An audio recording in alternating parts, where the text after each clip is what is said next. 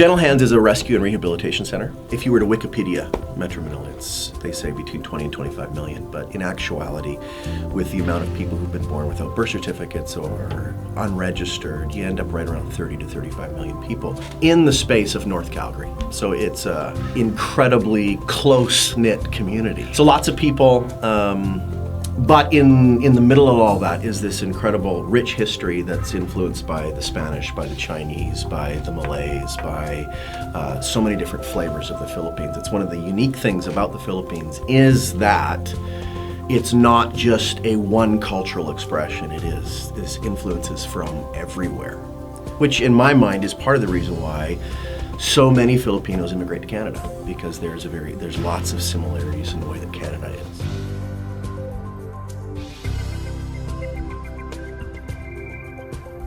In the Philippines, in Manila, our Gentle Hands outpost, if you will, is a rescue and rehabilitation center for children who've been abandoned, children who have been orphaned, children who have been victims of trauma or abuse, children who have no other place to go. In every place that we are given permission to work and to minister, we want to do it in a way that attacks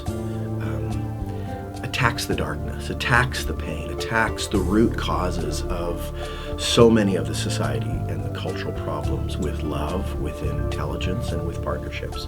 For me, it sort of captures some of what we do is we go places and we bring others with us in order to teach them about this is what really matters. This is the essence of what it means to be human, is to compassionately choose to step outside of yourself in places that are really scary.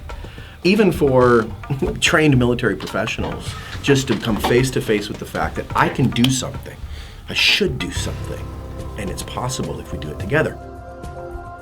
In one of the outreaches that we were doing, we arrived on scene, and in the corner of one of the basketball courts, there was this crowd of children surrounding, we couldn't really see what was going on. We got over to the edge of the basketball court, and as you waded through the children, right at the center was this child who every limb, every appendage was broken and twisted and malformed. And obviously there was something very wrong. The father was a drug addict, and this little boy, who was about 3.5 feet tall, maybe weighed about 55 pounds, was 12 years old, and had just sort of they were done with him, so that they'd thrown him out on the basketball court.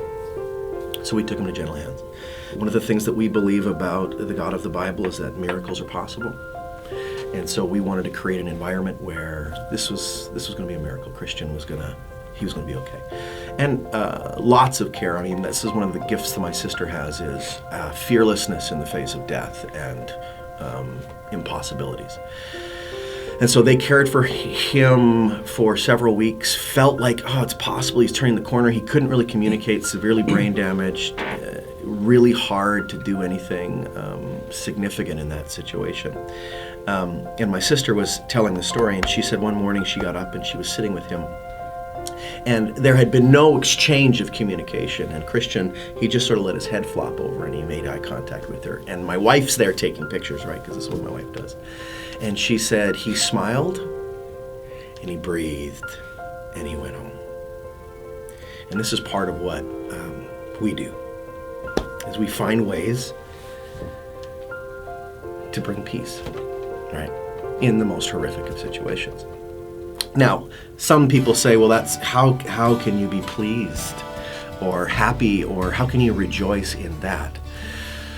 Well, for me, lots of the ways we tend to look at what we can do, it's so results oriented, we lose the humanity of just the reality of life. Sometimes stuff can't be fixed, right? And sometimes the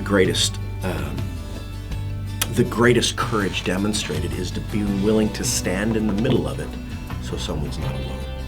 And that's part of what we believe Gentle Hands brings to our community. One of the sibling set that we have found, that we have discovered in dark holes, they lived at Gentle Hands for a couple of years. They had been completely abandoned by their family. We had found them, they were naked, they were starving, in a hut in the city, and everybody just ignored the crying and the wailing. So we discovered them. We brought them back to Gentle Hands, and medical care, love, attention. It's part of why we love teams that come from the West, because they don't come to build stuff, they come to hold children. Because when you've never been hugged by a man, it's a huge thing to all of a sudden have a man who's only there to play with you. Right? It's so significant. Now, most Western men, I need to do something, let me build something. And we say, well, how about you build a child? Just hug him for a while.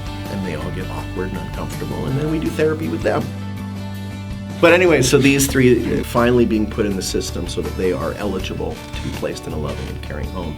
And then they were adopted by a family who lives in Alaska. They came, and I remember the dancing when they found out that they were going home, that they had Mommy and Daddy were coming. I have never met them, but Mommy and Daddy are coming, right? This is what we do. This is what